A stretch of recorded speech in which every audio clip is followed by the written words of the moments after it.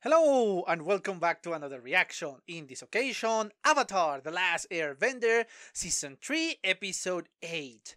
Yes, last time we got an interesting episode. Obviously, we know that what the hell was I thinking about Ang? But anyway, Katara. Oh, that's why.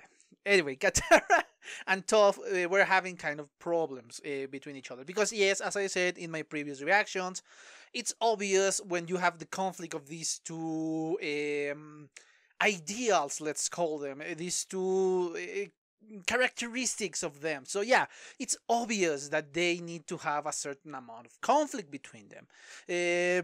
And that is something I'm thankful for. I don't remember if I said this in my last commentary, but I love when they treat their characters as humans, with flaws, with imperfections, with little stuff that make them more real. Because yes, even if you advance your characters, even if you improve your characters, that is obviously not realistic, because yeah, you cannot change just by a few months or by a few days, but obviously you want to see that growth in a plot, in a series, in a movie, and something like that. You want to see that.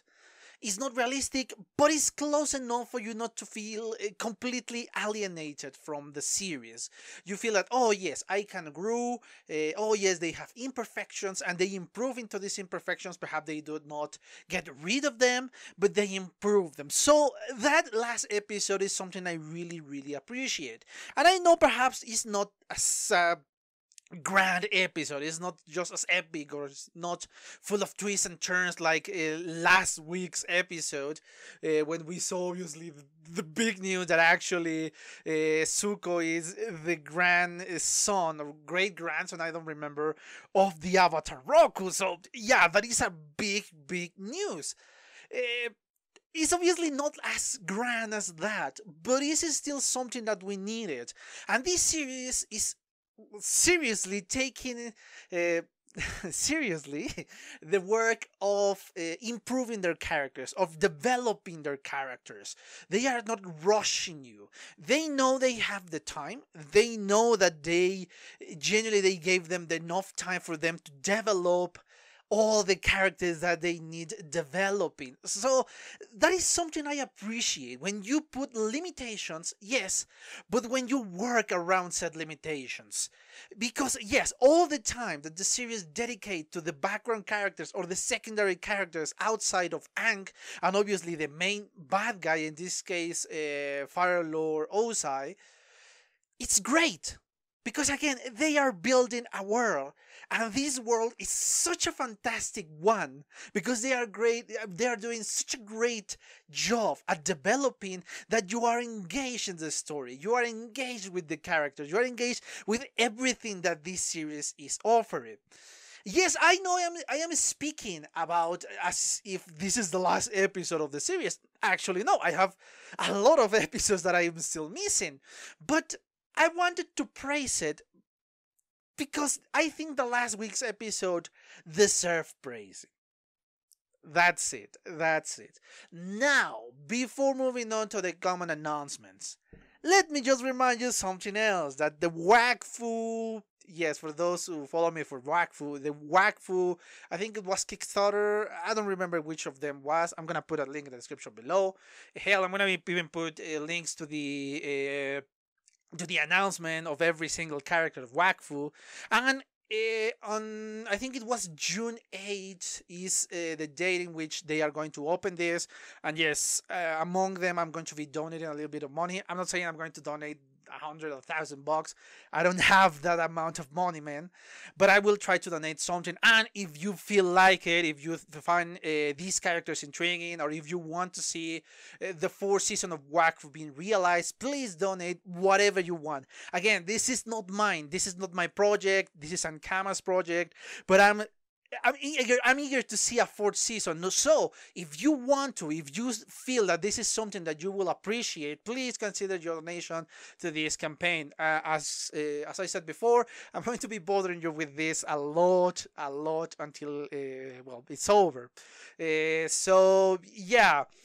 If you feel like donating, please do. I'm gonna put a link in the description below in the moment the campaign goes live.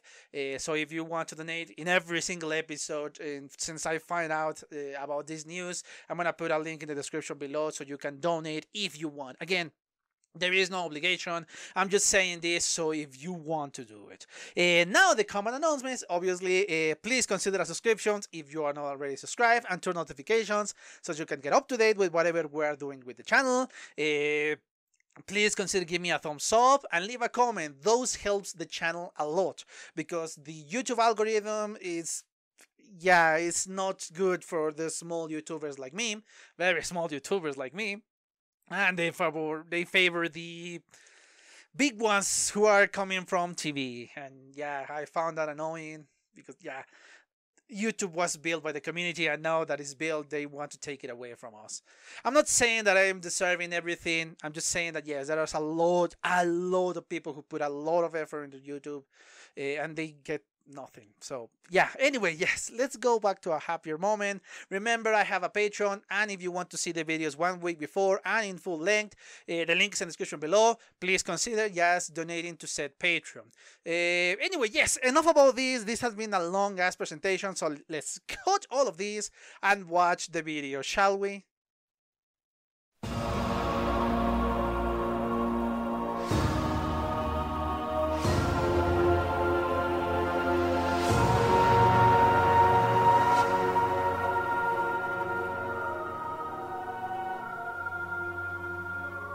Okay, I'm back. I just watched a second time the 8th episode of the series. Yes, as I said in the commentary immediately after my reaction, there are a lot of layers that I want to speak about. First of all, I love the setting. I love the horror setting. In the first 2 minutes, you are ready for that. If you skip the previously on Avatar segment, you're prime for that horror setting, for that creepy setting, which is great, honestly. I don't remember an episode of Avatar, at least, in which they have prepared this horror setting, or they have present us with a horror story or with a creepy story. Most of them is obviously the tragedy of war, the humor side of this small group, or character growth. But character growth with humor, with something else, not with horror. Now we got an increase in abilities, which is obviously something that we want to see from somebody. Again, Katara was the star alongside with Toph in the last episode. In this one, I think it's just Katara, is her spotlight. But for the abilities, because again, the attitude that Katara has is very consistent in this episode. You can feel the answers that Katara will give, and yes, this is exactly how Katara should behave. This is not surprise, obviously. But now we got to see the increasing in ability. But I love how they change the narrative so you can feel something else out of the episode. We have seen the prejudice when Katara and the rest arrive in the northern water tribe. That yes, he will teach, the master will teach the Avatar, but not Katara. Katara should only be used for curing something, yeah, like the woman's job. And we saw that change. The setting was different. We saw prejudice in that setting. Here is different. Here, the master in this case wanted to teach Katara. She wanted Katara to learn every single thing that she discovered, that the abilities that she acquired by herself. The problem is that the setting is different. It's even creepier because the abilities that this woman, Hannah, acquired were controversial, to say the least. Before going full on the character analysis of this one, let's go and see the setting for the episode. Obviously, we got our horror story. the first one is kind of funny because yeah, it's so bad that it's funny. That is obviously Sokka is the one who's telling it. They are bored and they are not scared. Katara, on the other hand, is using the correct tone, is using this neutral tone to tell the story, which makes it a lot creepier, even if it's fictional. With that tone and the setting that Katara used, the voices that she used, it makes it creepy. It makes you think, oh my god, this could be true, this could happen to me. And it works. I love how they changed the character and the ambience there. Because yes, you could make a horror story out of almost anything. It could work.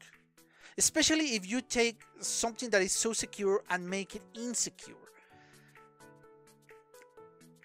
Where's my point of all this? Okay, my point is that they are doing the correct setting. But not only for the horror episode, but for what is going to be in the last 5 minutes of the episode, the voices that Toph hear. And you can attribute that to, oh, perhaps she's scared and she's just, the mind is playing games with her and all of that. And you kind of discard that from the beginning. You concentrate in what is in front of you and you do not see the setting that is being set in that moment. We move on, we continue to follow this story of Hannah, and they make it look creepy, but not creepy enough for you to suspect all the time. You say, okay, this woman is creepy, but when it's revealed what is her secret, you said, okay, that was her secret, that's why she behaves like this.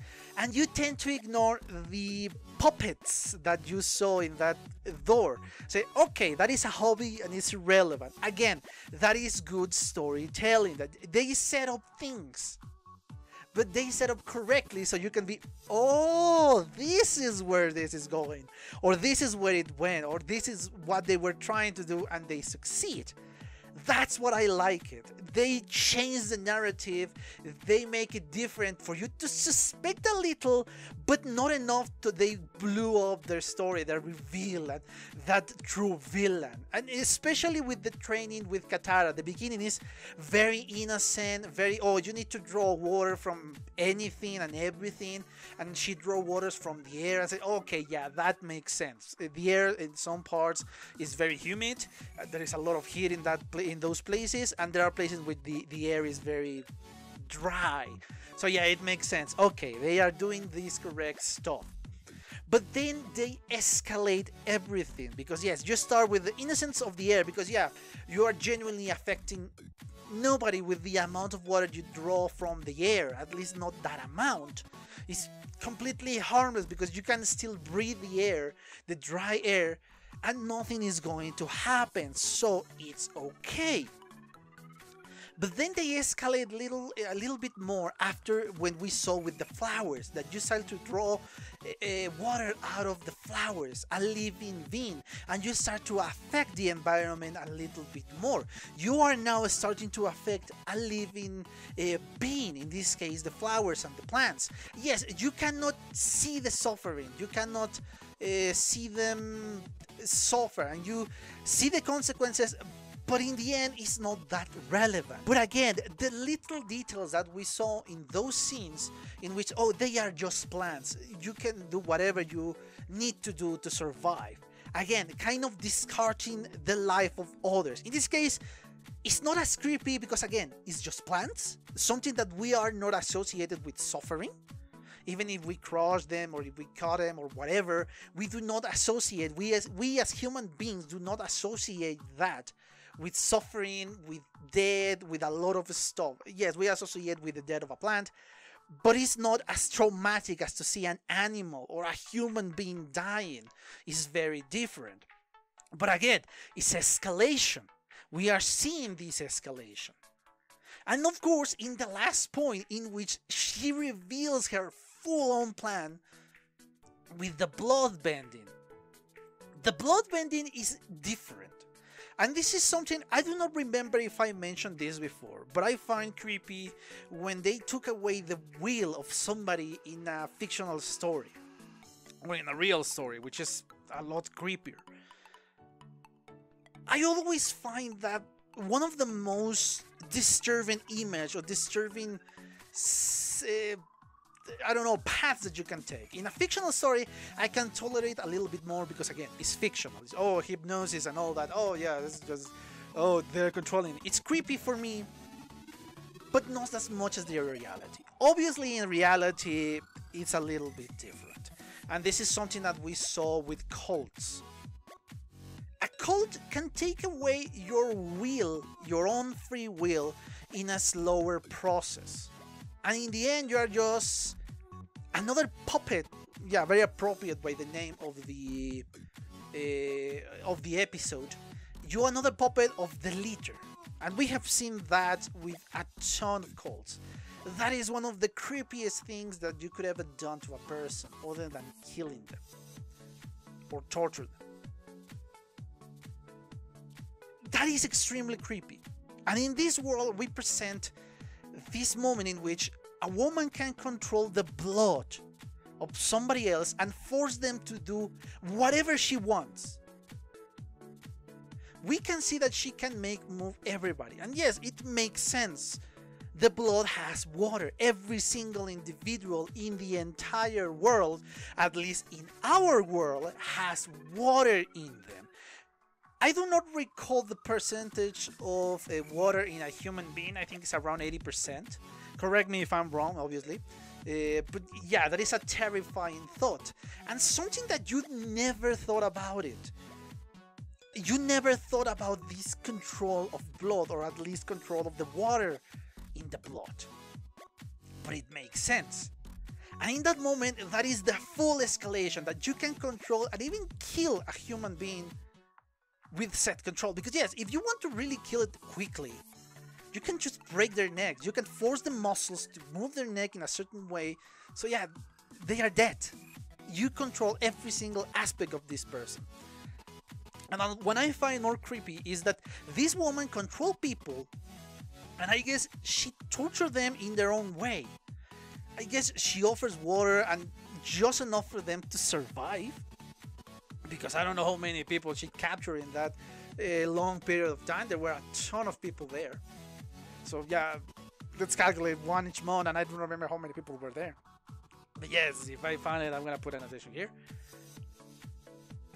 That's a lot of time, and that is a lot of patience. And obviously, in that amount of time, you could have died without water and without food. But again, she is trying to put these people through the same punishment that she went through, being captive, being unable to move, being unable to be freed. And this is when the story takes a turn for the, well, not for the dark, but for the interesting. You kind of understand where this woman is coming from. She went through hell for I don't know how long, thanks to the Fire Nation. The Fire Nation was just being terrible, as they are always been. They try to annihilate every single other bender. She went through hell, and you understand the resentment inside of her. The problem here is she is taking this resentment out on innocent people. These people, at least as far as I know, were no soldiers. They never wanted this war, and they are just trying to live this life as peaceful as possible. And this is one of the cleanest spots in the Fire Nation. As the Avatar said, as Aang said in the video, in the episode. So, from what we can gather from the clues of the episode, this woman was taking her revenge on people who didn't deserve it.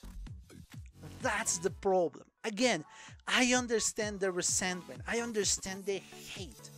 This is kind of Jet if you take it to a complete new extreme. Especially because she can bend.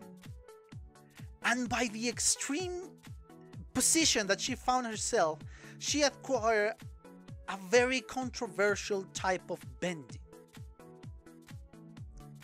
Everything about this episode is creepy as fuck, man. And not only that, in the end, she won. And I mean Hannah won. She wanted to preserve this blood bending because nobody else was able to control it. And obviously she couldn't teach this in the Fire Nation. And I guess she couldn't travel to the northern tribe. And even if she was able to travel to that place, I don't think a lot of people would have been willing to learn this technique. And if she was surrounded by so many waterbenders, yeah, it will be impossible for her to be successful in her plan. But Katara arrived like a blessing. Said, yes, a waterbender, and I can teach her. And since she was so old, and she has fulfilled her will because she tortured these people by locking them down, she said, okay, the only thing left is to pass this knowledge. And she did. For an extreme point, yes, because Katara needs to force herself to control Hannah so she could save her friends. And she won. Hannah won. In her mind, it doesn't matter if she's locked down for the rest of her life. She have won. And Katara knew this. She didn't want to learn the bloodbending. And even if she consciously doesn't want to use it, in an extreme situation, yes, she might use it. So yes, that's what I think about this triumph of Hannah. But let's remember something else. Bending per se is not bad. It's how you use the bending what makes it wrong or what makes it right. We have seen this from the show. We have seen how a firebender considers his own bending as evil and he doesn't want to bend.